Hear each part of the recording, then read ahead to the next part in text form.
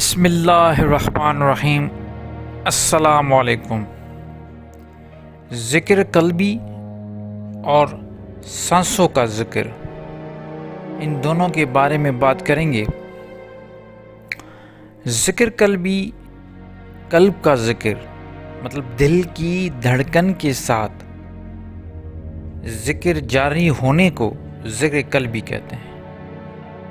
جب تک انسان زندہ ہے یہ دل کی دھڑکن چلتی ہے، اور یہ وہ واحد جسم کا آرگن ہے جو جب بچہ ماں کی پیٹ میں آتا ہے تو جب دھڑکن شروع ہوتی ہے تو اس وقت سے وہ پیٹ میں ہی دھڑکن سٹارٹ ہو جاتی ہے جب تک اس کی موت واقع ہو۔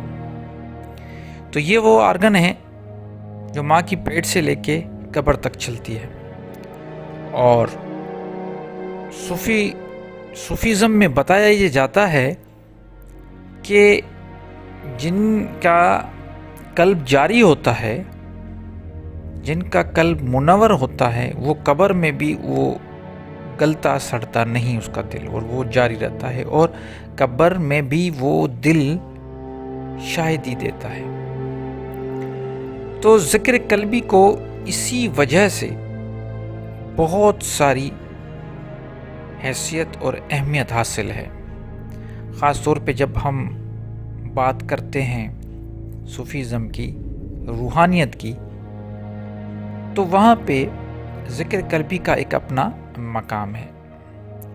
کہا جاتا ہے کہ قلب سے ذکر اصل ذکر اس کو ہی کہتے ہیں، باقی سب ذریعے ہیں۔ اگر آپ اللہ کو اپنے دل میں 24 گھنٹے یاد رکھتے ہیں تو وہ اصل ذکر ہے۔ اللہ کا خوف، اللہ کی محبت اور عبادت کا جنون آپ کے دل میں ہے تو یہی ذکر ہے۔ باقی تسبیح پڑھنا، سبحان اللہ یا اللہ کرنا، یہ سب ذریعہ ہے۔ آپ سوچیں کہ اگر کوئی تسبیح پڑھ رہا ہے، اللہ کی تسبیح پڑھ رہا ہے، لیکن اس کا دھیان کہیں اور ہے، کہیں پہ وہ سوچ رہا ہے کہ میری دکان کا معاملہ ہے، کوئی بزنس کے بارے میں سوچ رہا ہے، کوئی دوسری بارے میں سوچ رہا ہے، تو یہ کوئی ذکر نہیں ہوا بلکہ وسیلہ بھی غلط ہو گیا۔ تو ذکر قلبی دل کا ذکر ہے۔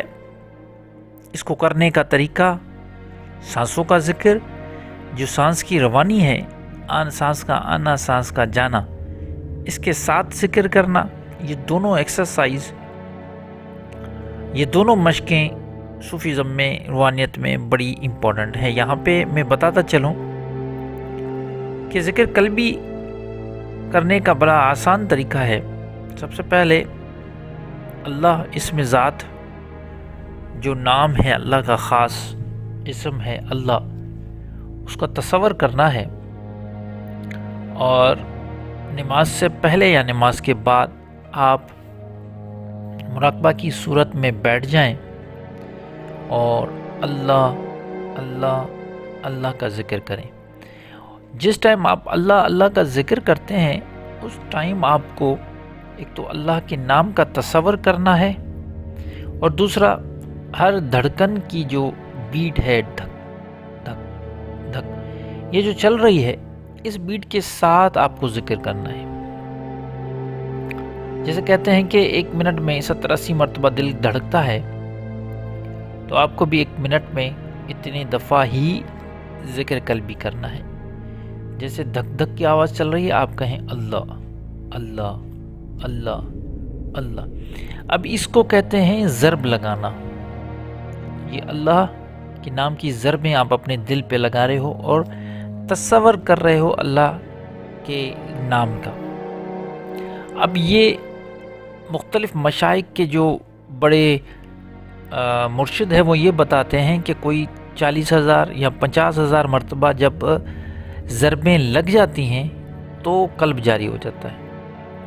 پھر آپ کو کہنے کی ضرورت نہیں پڑتی، دل اپنی دھڑکن کے ساتھ ساتھ وہ اللہ کا نام چلنا شروع ہو جاتا ہے، اور اس کو ذکر قلبی کہتے ہیں۔ اور جب یہ جاری ہو جاتا ہے تو انسان کو بہت سارے معاملات میں مدد کرتا ہے۔ اسی طرح سانسوں کا ذکر، سانس کے ذکر میں اللہ کا جو ذکر ہے اس کو زیادہ اہمیت دی جاتی ہے، کیونکہ سانس جب انسان اندر لیتا ہے تو کہے گا اللہ، اور جب باہر ایکزیل کرے گا تو کہے گا ہو، اللہ ہو۔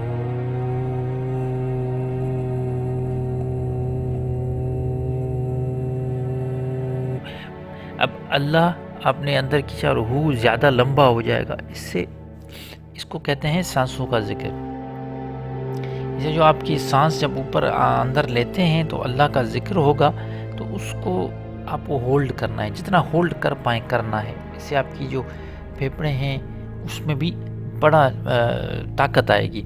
کرونا کی وجہ سے لوگوں کے جو پھیپھڑے ہیں وہ بڑے کمزور ہو گئے ہیں، تو اس میں یہ بتایا گیا تھا اس ٹائم 2000 میں کہ یہ سانسوں کا ذکر کریں، اس سے آپ کی جو پھیپھڑے ہیں وہ بڑے مضبوط ہو جائیں گے، اور جہاں پہ بھی ڈیمیج ہوئے ہیں کرونا کی وجہ سے تو وہ ڈیمیج آپ کو واپس مل جائے گا۔ تو کرنے کا طریقہ یہ ہے، اللہ، اب یہاں پہ ہولڈ کرنا ہے جتنا کر پائیں، کوئی اب 60 سیکنڈ کریں، 1 منٹ کریں، کوئی 50 سیکنڈ کریں، جتنا بھی کر پائیں کریں، اور اس کے بعد آرام سے جو ایکزیل،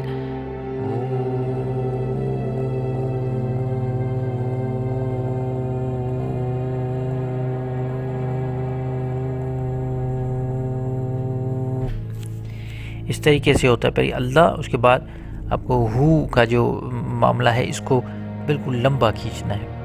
اس سے یہ ہوگا کہ آپ کے جو میں نے جیسے پہلے بتایا کہ پھیپھڑے بھی مضبوط ہوں گے، اور یہ سانسوں کا ذکر کہلاتا ہے، اور اس کی بھی ایکسرسائز کروائی جاتی ہے۔ اور یہ ایکسرسائز جیسے اس میں 50-60 ہزار مرتبہ ضربیں لگتی ہیں، اس میں بھی 40-50 ہزار مرتبہ جب آپ یہ سانسوں کا ذکر کر لیں گے تو آٹومیٹیکلی آپ کا سانس میں بھی اللہ کا ذکر جاری ہو جائے گا۔